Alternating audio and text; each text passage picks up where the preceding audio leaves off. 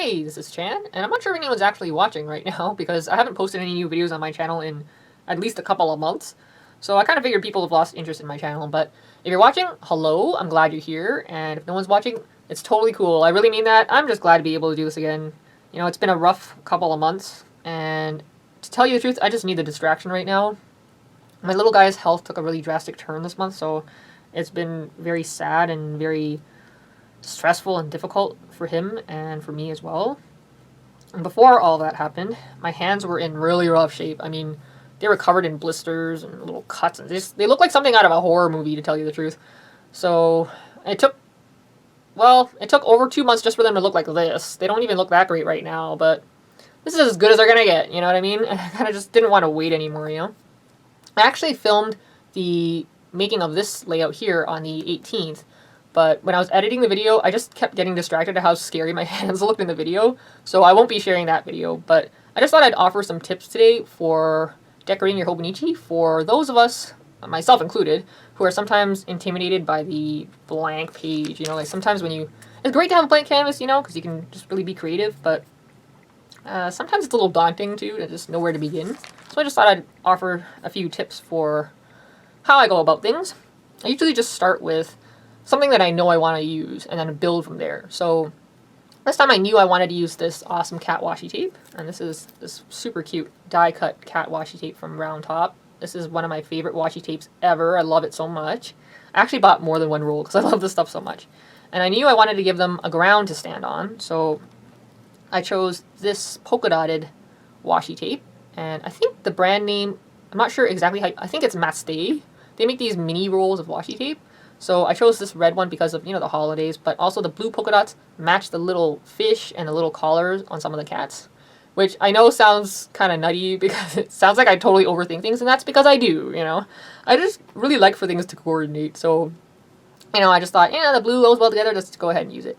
So after I've decided where I want to begin, then I kind of choose my ink pads usually. So this time I chose Red Magic from Versa Magic, Tea Leaves, just to add some green for Christmas, and also this Bahama Blue, which matches the blue polka dots and the blue fish and the collars. So I did that. And I used Archival Jet Black ink for my black there. Alright, so here's a quick tip for how I like to store my pigment ink pads. So these kind of ink pads. I actually like to store them upside down, which I know is not as cute because you don't get to see the colors, but I like to do that because if I store them this way, the ink kind of settles to the bottom, and then I have to press harder to get the ink going, you know? So if I store them upside down, it just makes the ink, it keeps the ink more towards the surface, so it's easier to get your stamps inked up. So there's a quick tip there for ink pads.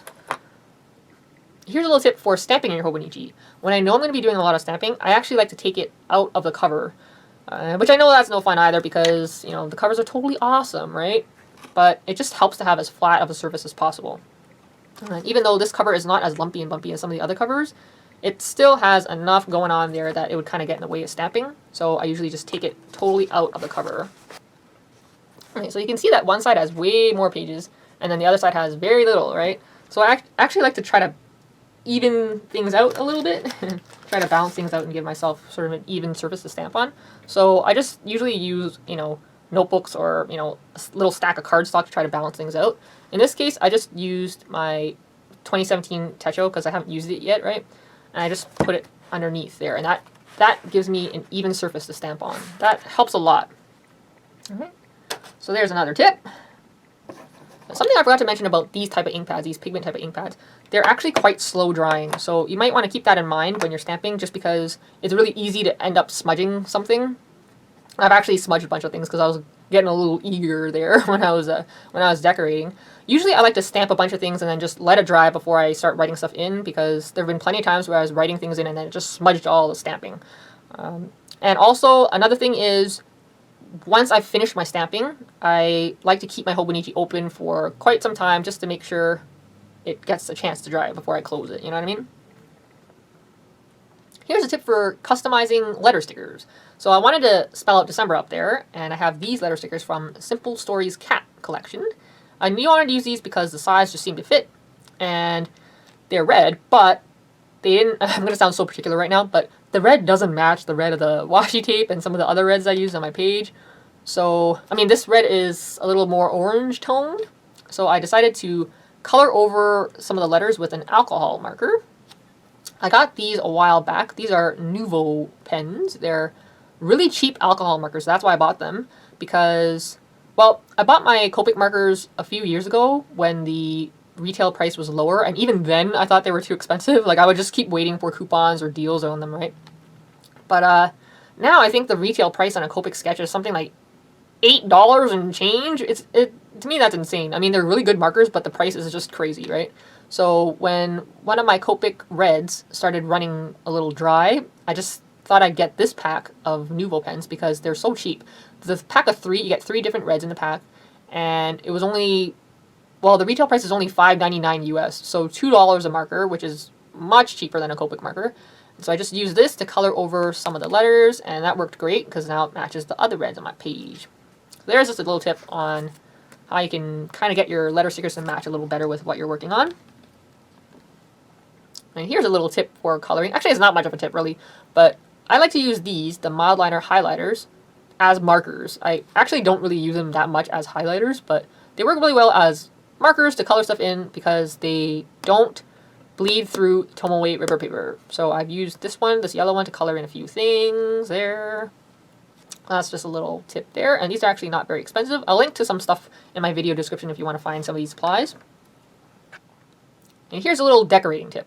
When I'm decorating monthly boxes or any kind of weekly boxes or anything like that, I actually like to have stuff going outside the box. I just think it looks cuter instead of just trying to keep everything within a box, you know what I mean? So you can see I have stickers kind of overlapping, and I just like the way it looks, you know? It just kind of makes stuff look a little less rigid, I guess you could say. I did a little bit of blender pen coloring on my layout here, and normally what I like to use is this. This is a very thin, clear acrylic mount. It's actually supposed to be a stamp mount.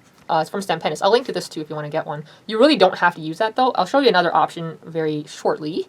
So normally what I like to do is I'll just like scribble some ink from my markers. This is a Sakura Koi coloring brush pen. I like to use these in my Hobonichi as well. And I just pick up the color with my blender pen. This happens to be a Tombow blender pen. I have a couple of other brands of blender pens as well. I'll share those in another video, but they basically all work the same. So just pick up a bit of color and then color in the image. And it's a very simple way of getting shading on your images without too much fuss. So that's why I like to use this. I also did a little bit of watercoloring here on this adorable cat. His name is Fluffles, and he's a stamp from Stampendous. This is my favorite brush for watercoloring in my Hobonichi or painting in my Hobonichi. I'm not a professional artist. I'm not a professional anything, alright? So I don't buy fancy brushes, but I just happen to really like this one. This one here is a more typical brush anyway. This is a number 2 brown brush, and you can see the difference. See that?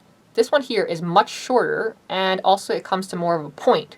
So it just gives me a lot more control when I'm painting, and usually when I'm painting in my Hobonichi, I'm painting in really small images, so this just helps me a lot.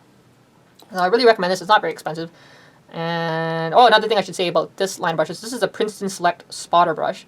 This line of brushes, the Select line of brushes, there are a lot of different types that you can get. There's another one. Here's one that's similar to this one, but the tip is similar to this one. And you can see, it looks like I ran over the thing. I did not. It's bent like that, so you can paint in little details, so that's kind of neat too. So this line of brushes, there are many different types to choose from. There are some that are synthetics, and those are the only ones that I buy. There are other ones that are made with animal hairs. I never buy those. And then there are some that are, I think there are some that are a mix of synthetic and animal hairs, but I don't buy those either. I never buy animal hair brushes because, well, my view on that is I just don't think anyone should be harmed just so I could paint something, you know? And I love animals, so I don't buy animal hair brushes. Let's say you don't want to buy this clear acrylic mount thing, right? I mean, you really don't need that. You can just use a sheet of plastic or even a dish. It's as simple as that. Here's a little tip. You can use your sticker packaging. So let's say you've used your stickers up, or even if you just want to take your sticker sheet out, you can just use that. You can just use the plastic bag that your stickers come in with the cardstock insert, just to help you have something a little sturdy in there. I do recommend having white cardstock in there or very, very light colored cardstock in there, just so you can see the colors when you're scribbling your colors on there. You know what I mean? But yeah, you really don't need anything fancy to do that kind of stuff. Just wanted to point out that I did not spell Mew wrong. I was going with the whole cat pun thing, you know, because my cat theme here. So Happy Mew Year. And I left this space open just so I could write my thoughts for the month later on this month. I just want to say that normally when I'm emailing people with pets, I'll sign off with hug your cat for me or hug your dog for me, you know? But I just want to say hug your cats, hug your dogs, hug your other pets, not for me, but for them, you know? They really deserve it. And I know that this time of year gets really busy for a lot of people, but don't forget to show your pets lots and lots and lots and lots and lots and lots of love, because you know they do a lot for us and they really don't ask for very much in return. So you know, don't forget them. Hi to your cats and your dogs and all your other pets. You know, I feel like every animal is a friend to me. So even if I've never met them before, I just feel like they're a friend. So I just want to say hi to them. You know, and hopefully I'll catch you next time. All right, bye.